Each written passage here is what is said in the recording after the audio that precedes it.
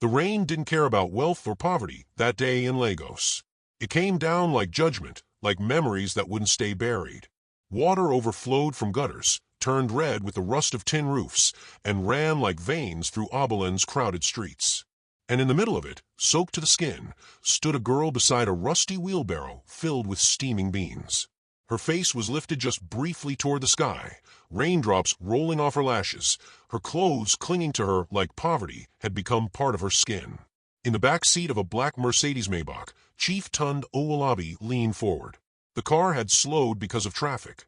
He had been staring absently out the window, lost in a fog of boardroom victories and deals inked in high rises. But when he saw her, everything stopped.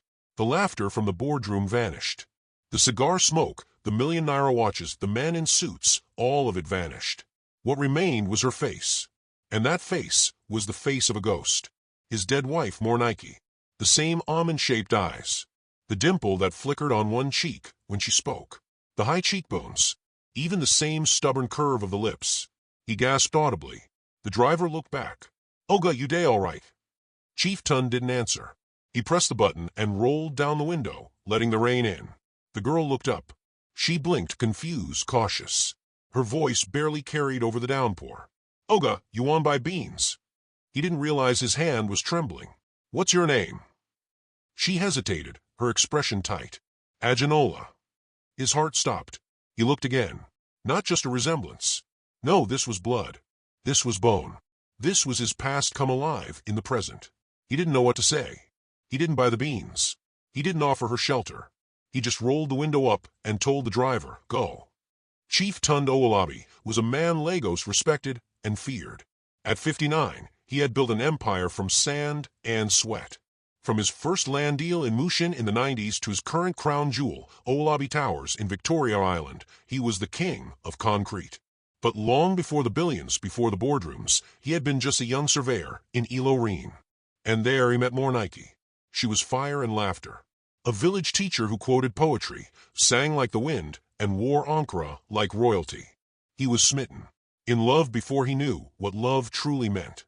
They married young, with barely enough to feed the guests. Life was hard but warm. Then Lagos called. And ambition answered. He left to chase contracts. Promised he'd return once he had made it. But Lagos had claws. It gave him his first million, then his second. He sent money back, but less often. His calls grew shorter. And then one day, he stopped calling altogether. When he finally returned 5 years later, it was to bury Mornike. They said she died in a car crash just outside Ilorin on her way to Lagos. There had been no child, no record, no legacy, just regret. For 20 years, he carried her in his heart and built towers in her memory. But he never loved again. So when he saw that girl in Oberlin, her face was not just familiar. It was a resurrection. That night, Tund didn't sleep. He didn't touch his whiskey, didn't return his calls, didn't respond to his mistress' sultry voice notes. He pulled out the old photo albums, things he hadn't touched in decades. There she was. Mornike, smiling by the river. Mornike, holding a tray of jollof rice. Mornike with her dimple, her mischievous eyes, her soft hands. And side by side, Aginola. Same everything. No, it wasn't coincidence. The next day, he sent his most discreet aide, Okechukwu, to follow her. Don't talk to her. Don't scare her. Just watch. By evening, Okechukwu returned with details. She lives in Ajigunal, sir. One small face-me-I-face-you compound. With an old woman, people call her Mama Iridi. No known family. The girl sells beans every day at Oberland. Rain or shine. Tund canceled all his meetings. Cleared his schedule. Put on a simple kaftan and dark sunglasses. This he had to see for himself. Ajigunal was a world away from the marble halls of Victoria Island. The air was heavier, the walls thinner, the suffering louder. His convoy stopped 2 streets before the compound. He walked the rest of the way. Children played in puddles. Generators rumbled. The scent of wet clothes, fried fish, and tired dreams clung to the air. He knocked gently on a wooden door. Mama Iridi opened it. She was thin, wrapped in 3 layers of faded wrappers, with eyes that had seen too much. She stared at him for a long time. "You are?" "I'm looking for the girl who lives here. Aginola. She's at market. Come back later." But Tund didn't move. Something in his chest said stay. The old woman stared at him again. Then she said quietly, "You finally came back." Tun frowned. "Excuse me. You don't remember the woman you left in Eloreen?" The world tilted under him. He whispered, "What did you say?" "More Nike. She carried your child. You never came back for her. You went to Lagos. We waited. She cried. Then she left, and left the girl with me." Tun felt the air collapse. He took a step back. "That's not possible." Mama Iridi stared at him like he was a fool. "Everything is possible for men like you, even forgetting blood." As she spoke, footsteps approached. Tun turned. Aginola entered the narrow compound, balancing the empty wheelbarrow with both hands, her head still dripping from the rain. She paused when she saw him. He didn't speak. Couldn't. His lips moved, but no words came out. She stared at him. Something flickered in her eyes. Recognition? Curiosity? Fear? She looked at Mama Iridi. "Who is he?" The old woman simply said, "Your father." The wheelbarrow fell. Aginola's mouth trembled. "What?" Tun stepped forward, reaching for her. "Aginola." "I." She turned and ran. Through the rain. Through the puddles. Through the streets of Agigunal, like the truth was chasing her. Tun stood frozen. The rain began to fall again. And this time, he didn't look away. Before Lagos, before billion-naira boardrooms and manicured luxury estates, there was Eloreen. Tun was just 30 then, building his real estate business from scratch. He had left Lagos to pursue contracts in Kwara State, seeking government approvals, land deals, anything to grow his empire. And there, in that dusty, slow-paced city, he had met Yijide. She was soft-spoken, beautiful in an earthy, effortless way. She sold local fabric at Ojaba Market. She had dreams of her own, a tailoring business, a fashion school someday. Tun remembered how her laughter had warmed him more than any prophet ever did. They had an affair. Nothing official. No marriage. No big declarations. Just long evenings in her one-room apartment, filled with laughter, passion, and plans they both secretly knew might never come true. But one day, Tun disappeared. A contract in Lagos had come through. He had to go. He left behind a handwritten letter, short, respectful, and final. He never returned. He never wrote. And he never knew she was pregnant.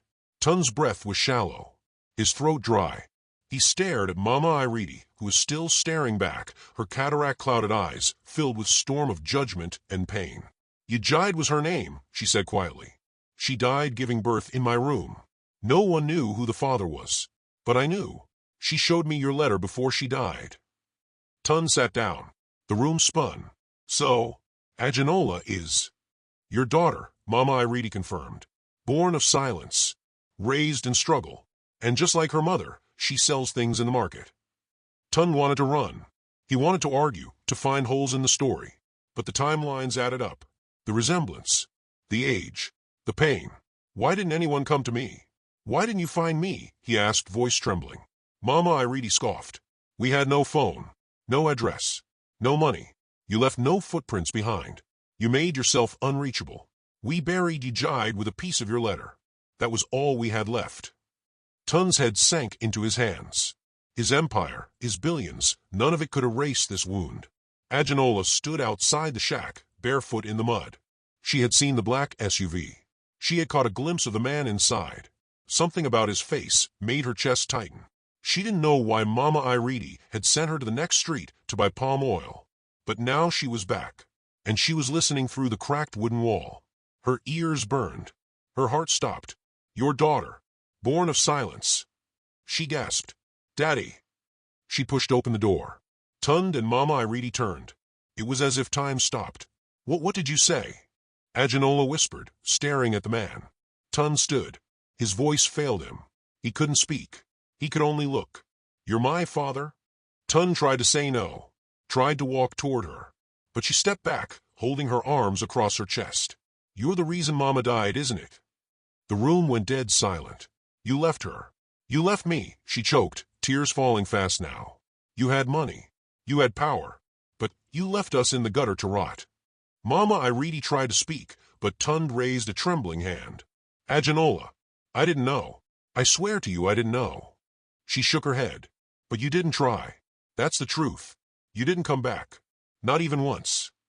She remembered being 5 years old, sitting in the dark, asking Mama Irene why other kids had dads. She remembered the hunger, the ridicule in school. She remembered seeing her friends with new shoes and wondering what a father even looked like. Now she knew. He looked like the man who had abandoned her before she took her first breath. Chief Tunde Owolabi, real estate tycoon, Forbes-listed billionaire, Lagos legend, fell to his knees. He cried. Not silent tears, but loud, broken sobs. "I made the biggest mistake of my life," he whispered. "I thought I had buried my past, but I buried you." Ajínola didn't know what to do. She turned and walked out. She didn't run. She didn't scream. She just walked into the muddy street, in silence. Back inside, Mama Irene put a shaky hand on Tun's shoulder. "It's not too late, if you're willing to face what comes next." Tun looked up. "A DNA test. I need to be sure." Mama Irene nodded slowly. "You'll be sure, but you'll also have to answer to more than just a lab result." Lagos rains returned. Not as violent as before, but enough to make the city sigh with inconvenience. In the mansion in Banana Island, Tun sat in his study, staring at the DNA results again. Paternity probability, 99.998%. Ajínola was his daughter, his blood, his shame. She had refused to move in, said she didn't want anything from him, said he reminded her too much of pain. And yet, she hadn't stopped coming by once a week to see the garden her mother had planted 20 years ago, now resurrected under Tun's orders. Mama Irene had died 2 nights ago, peacefully in her sleep. Ajínola hadn't cried, not in front of anyone. But that same night, she returned to Mama Irene's crumbling house in Ajigunle, alone, to pack what little was left behind. That's when she found it. The room smelled of mildew and dust. Light from her torch danced over old newspaper clippings and rusty nails. She had packed her few dresses, the framed picture of Mama Irene, and was pulling the last of the floorboards when she noticed something odd. The wall near the old bed had a loose stone. She reached into the crack and pulled it out. Behind it was a small leather pouch. Inside, a folded letter, brown, fragile, sealed in wax with the letter M. Her mother's handwriting, flowing, soft, elegant. Ajínola sat on the broken bed. Her fingers trembled as she opened it. "My dearest Tun, if you're reading this, then something brought you back, not to me, perhaps, but to the truth. I didn't die in that car crash. At least not entirely. I survived, but I was pregnant and scared. Your people, your mother, they told me you had married another, that you left for America, that you never wanted to see me again. I had nothing but the baby in my womb and my pride. I ran. I went to Ilorin. I gave birth to her, our daughter, in a tiny room with no bed. I named her Ajínola, sweetness of wealth, though we had none. I never hated you. I only hated how easily the world tore us apart. Forgive me. Always yours, more Nike." Ajínola blinked hard. Her mother had survived the crash? She was lied to? Tun never left her? She sat there in silence. The walls of her world began to shift.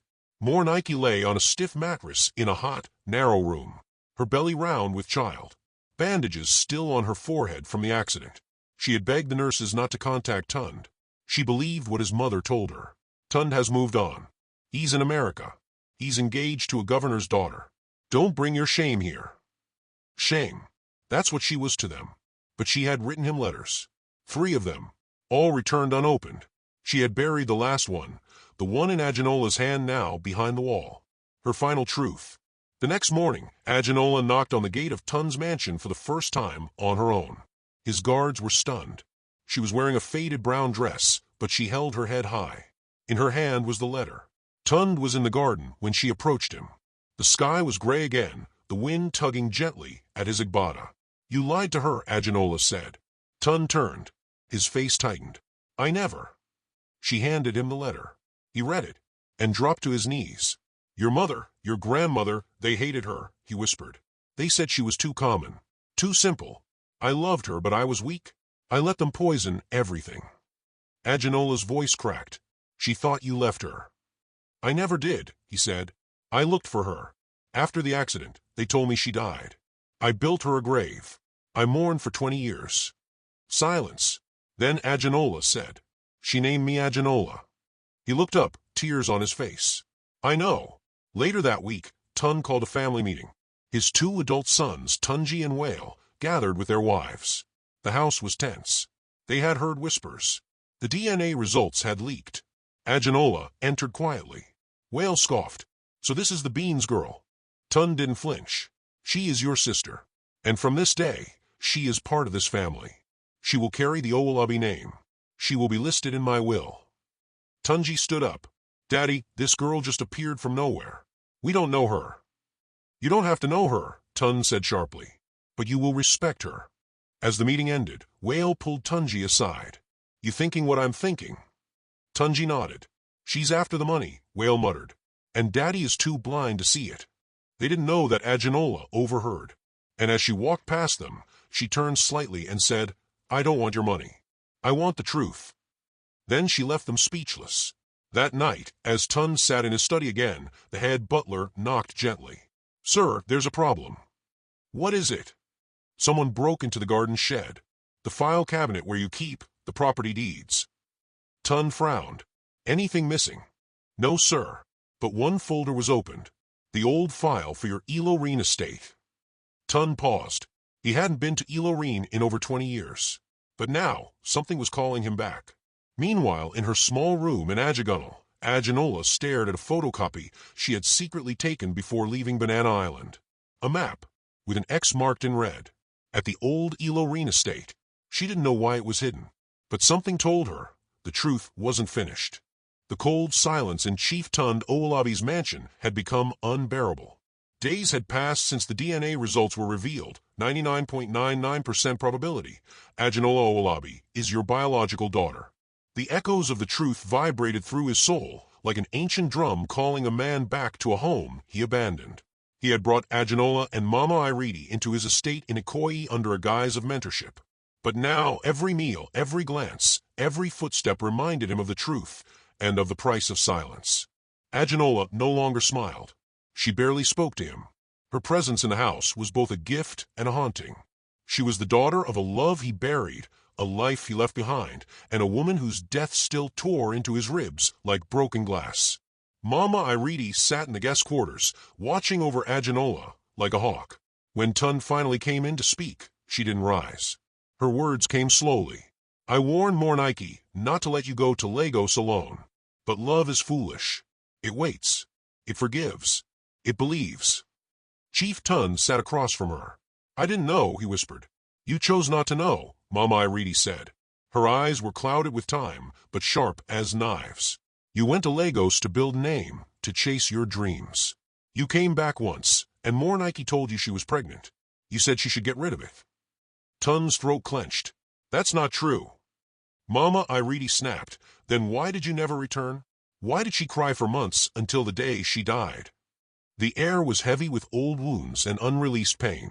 She was going to tell you, Mama Iridi continued. She traveled to Lagos to see you. But the car crash, they said the body was burnt beyond recognition. Only the nurse's ID remained. But Mornike wasn't alone in that car. She had just given birth. And the baby, Agenola, survived. Chief Tun's eyes widened. The hospital said there were no survivors. They lied to protect the child. A young nurse took the baby and gave her to me, begged me to hide her until she was old enough to understand. I kept her safe. I told her her mother died in childbirth. But I never told her about you until now. Agenola stood in the garden, holding an old framed picture Mama Iridi had given her, one of her mother as a young woman, laughing, arms wide, pregnant. She didn't turn when Chief Tund approached. Why? She asked, her voice distant. Why did you leave her? He froze. I didn't mean to. I thought I was too poor to be a father. I thought she'd be better without me. Agenola laughed bitterly. And yet you became the richest man in Lagos. And I sold beans in the rain. The wind carried the scent of hibiscus and memory. Tun swallowed. I failed her. And I failed you. But I want to try to make things right. If you'll let me. Agenola finally turned. Her eyes were red. You can't fix this with money, sir. He looked down. I'm not trying to. I want to be your father, even if I'm 18 years too late. Her voice broke. I don't know if I can forgive you. But I can't hate you either, because when I looked at you that day in the rain, something told me I wasn't alone anymore. The weeks that followed were quiet, but healing. Slowly, Agenola began to open up. She started attending a private school. Chief Tund insisted on enrolling her in a photography program, something she had once dreamed of but never imagined was possible. He kept her late mother's memory alive in the house, portraits, stories, her old piano brought from Ilorin to Lagos. One evening, he found Aginola playing a tune by ear. That was her favorite, he said softly. Aginola looked up. Mama Iridi taught me. Said she used to play it every evening waiting for you. Tun sat beside her, eyes misted. I was a fool, he whispered. She smiled gently. I think all men are. But some fools deserve second chances. He chuckled. Do I? She didn't answer, but she leaned her head on his shoulder. And for the first time in 19 years, Chief Tund Owolabi wept, not for what he lost, but for what he had been given again. 2 months later, they traveled together to Ilorin to lay a proper memorial stone for Mornike. The villagers wept when they saw Aginola, the spitting image of her mother. Mama Iridi stood by, quiet but proud. After the ceremony, Aginola sat at the grave and whispered, I found him, Mama. He didn't come back then, but he's here now. I don't know if it's enough, but I think you'd be glad I found him. As they left the graveyard, a thin man stood at the far end of the field, watching. He wore a faded green cap. His face was worn by life, but his eyes burned with quiet rage. Mama Iridi stopped when she saw him. Her mouth tightened. Who is that? Tund asked. She didn't answer, but the man stepped forward and spoke. So, you came back, Tund Owolabi. Tund turned. I know you, he asked. The man smiled. I'm the brother of the nurse who died in the crash with your Mornike. Everyone froze. He continued, she wasn't alone in that car because of kindness. She was running with your secret, because someone else was trying to kill her. Mama Iridi gasped. What are you talking about? She asked. He stared at Tund, then Aginola. There's more to your wife's death than an accident. Much more. And you're not the only one who wanted that child hidden. Tund stepped forward. Who else knew? The man's eyes narrowed. Ask your business partner. Ask Deji Ogunlana. Ask him why your wife's body was never found whole. Ask him what happened the night before she died.